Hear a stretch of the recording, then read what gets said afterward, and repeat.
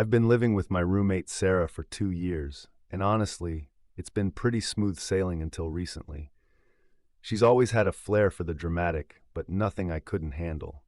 That all changed 3 months ago when her boyfriend of 4 years dumped her out of nowhere. Look, I get it. Breakups suck. I was prepared to be the supportive roommate with ice cream and wine for a few weeks. What I wasn't prepared for was the complete transformation of my living situation into what felt like a reality TV show. It started with the crying fits, not just regular sad crying, but full-blown wailing sessions that would start at random times. I'm talking 3 a.m. sobbing so loud I thought someone was dying. When I'd check on her, she'd either slam her door in my face or launch into hour-long rants about how all men are trash and how she'll never find love again. Then came the parade of random guys. I'd wake up to find strangers in our kitchen making breakfast, or come home from work to discover she'd given some dude I'd never seen before our Wi-Fi password. When I tried to talk to her about having a heads up, she said I was being controlling and that she needed to explore her sexuality to heal. But the passive-aggressive notes were what really pushed me over the edge. I'd find them everywhere. On the coffee maker because I apparently didn't clean it to her standards.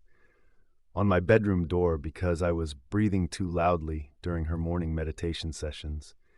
On the TV remote because my show choices were reflecting negative energy into the space. The final straw came 2 weeks ago.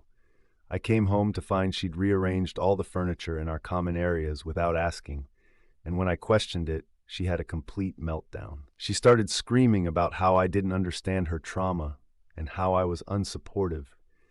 She threw a coffee mug at the wall and then collapsed on the floor saying she couldn't go on living like this. That's when I said it.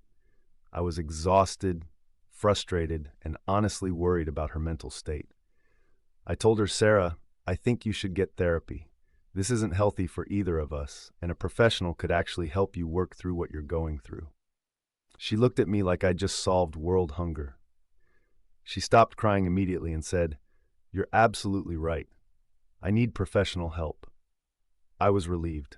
Finally, we were getting somewhere. Within 24 hours, she'd booked an appointment with some high-end therapist across town. She started going twice a week, sometimes 3 times if she could squeeze in an emergency session. She'd come home with these intense insights about her childhood and her attachment style, which was actually an improvement from the screaming and random hookups. For about 3 weeks, things were genuinely better. She was still dramatic, but it felt manageable. She was processing her emotions instead of just exploding with them. Then last Tuesday happened. I was making dinner when Sarah walked into the kitchen and slapped down a piece of paper in front of me. It was a bill for $1,200. "Since you prescribed therapy for me, you owe me half of this," she said, completely serious. I stared at her. "I'm sorry, what?" "You diagnosed me with mental health issues and pushed me to get treatment. That makes you responsible for the costs. I've been thinking about it with Dr. Martinez, and she agrees that friends should support each other during mental health crises." I couldn't believe what I was hearing. "Sarah, I suggested you talk to someone. I didn't prescribe anything. I'm not a doctor." She crossed her arms. "You identified that I needed professional help and insisted I get it. That's basically the same thing. Besides, I make decent money, but this is really straining my budget, and since it was your idea." When I refused, she lost it again. She's been telling all our mutual friends that I'm abandoning her in her time of need, and that I'm being selfish for not supporting her mental health journey that I started. She's even threatening to move out and leave me with the full rent unless I contribute at least $600 toward her therapy bills. Half our friend group thinks I'm being unreasonable and that good friends help each other out financially during tough times. The other half thinks she's completely lost it.